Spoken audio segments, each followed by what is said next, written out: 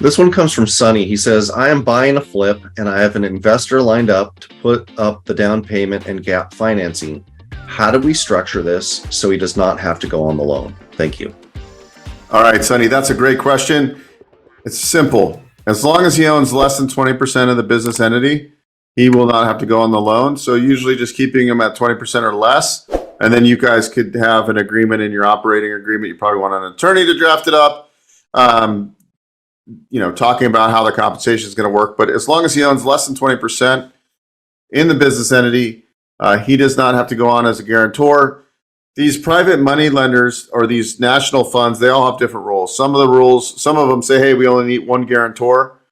So they're going to run credit on just the one guarantor. They usually ask for the social security and date of birth of everybody to verify who they are. But and then there's others that say, hey, anybody in the LLC that owns 20% have to go on and sign as guarantor. So the best thing is to advise, whether it's me or another loan originator that you're talking about, talk to them about how you're planning on structuring it.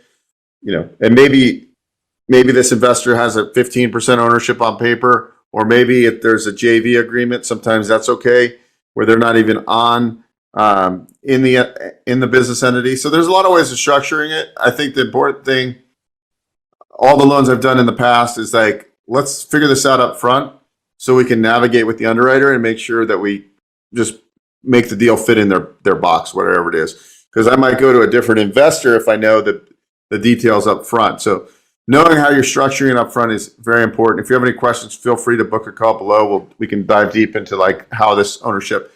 But I've seen people just do it as a joint venture profit share agreement, and that borrower doesn't even go on the business entity that is purchasing the property. So there's a lot of ways to do it.